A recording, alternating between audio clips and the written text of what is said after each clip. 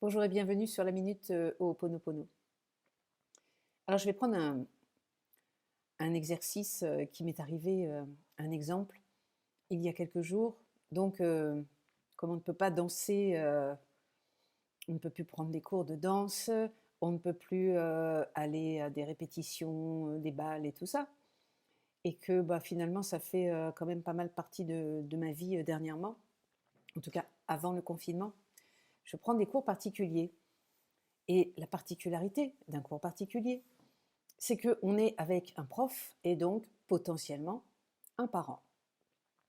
Et donc jusqu'ici, tout allait très bien. J'étais dans le plaisir de la découverte de qu'est-ce que ça fait d'apprendre avec un bon danseur en fait. Parce que dans un cours, on apprend forcément avec des débutants. Et, euh,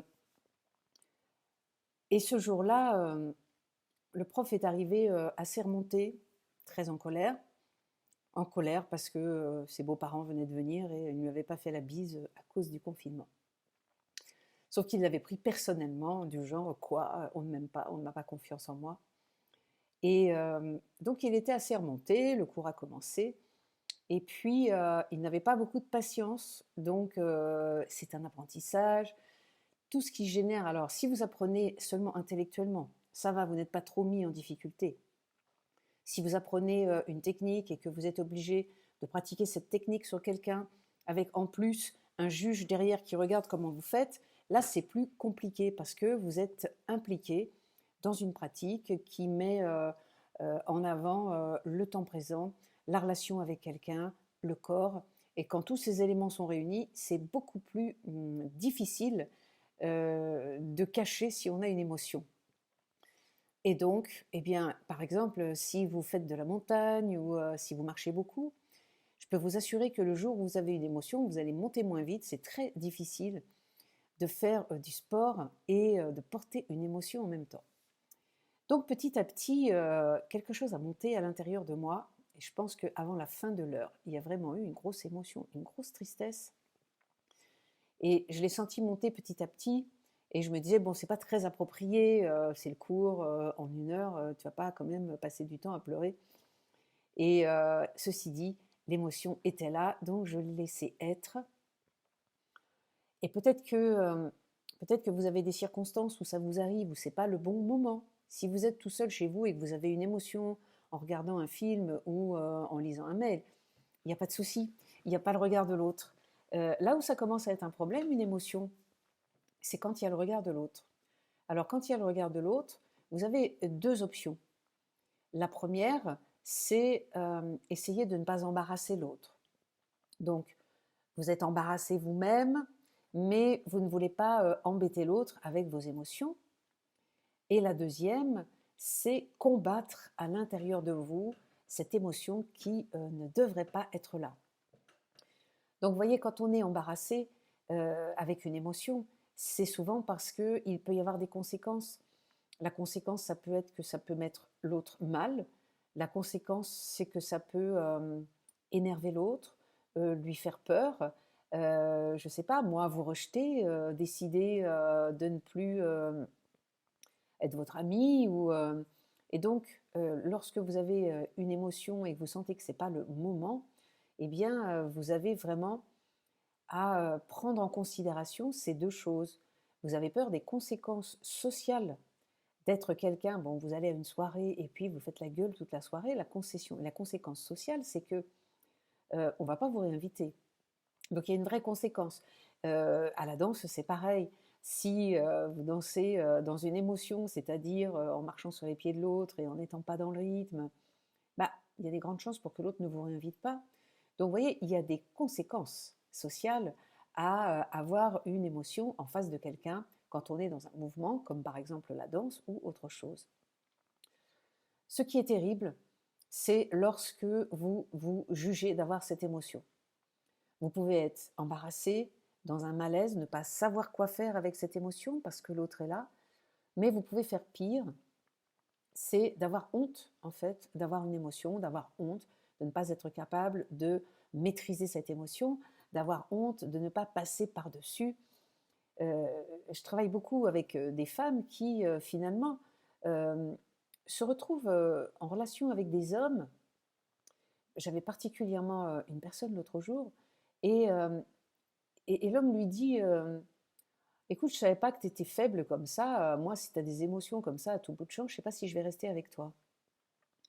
Bon, vous comprenez que avoir une émotion, ça peut foutre les jetons face à quelqu'un.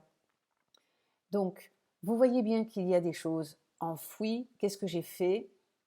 Qu'est-ce que j'ai fait? Il y avait une émotion, il y avait une tristesse. J'ai laissé les larmes couler. Et alors, j'ai vu le prof, mais démuni, donc il m'a pris dans les bras, du genre, la pauvre, elle est triste. Évidemment, ce n'était pas ça qui se jouait. Je ne pouvais pas lui expliquer la totalité de tout ce qui remontait. Donc, je lui ai juste dit, ne t'inquiète pas, c'est juste une émotion. Là, tout d'un coup, je pense qu'il a pris la mesure de la colère avec laquelle il était arrivé. Si je n'avais pas montré l'émotion, l'autre, il reste dans sa colère aussi. Donc, pourquoi est-ce que j'ai une émotion de tristesse? Parce que l'autre est dans une colère, alors qu'en fait, certainement, il cache une tristesse. Et en tant que femme, ou en tant qu'hypersensible, vous avez tendance à sentir et à porter les émotions des autres. Donc, quand vous avez une émotion, vous ne savez pas complètement si elle est à vous, si elle est à l'autre, ou si finalement elle est un peu aux deux. Je pense que ce jour-là, ça se tricotait un peu aux deux. Ça servait à rien que je lui dise ouais, mais t'as vu dans quel état t'es arrivé. Si tu réfléchis, si tu portais un peu tes émotions, j'aurais pas besoin de les porter. Bon, si je lui fais ça, surtout s'il connaît rien aux émotions, ça va pas le faire.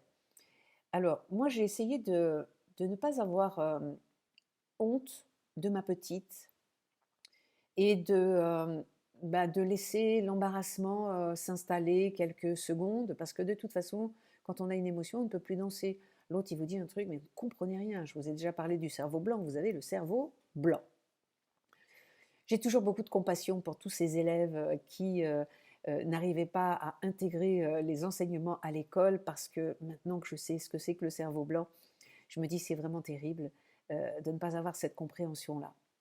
Donc lorsque ça vous arrive, si vous avez une émotion parce que vous êtes dans un apprentissage ou parce que vous êtes face à quelqu'un, première chose, dites-vous que vous ne savez pas à qui appartient l'émotion, à vous, à l'autre, à la circonstance, c'est-à-dire aux deux en même temps.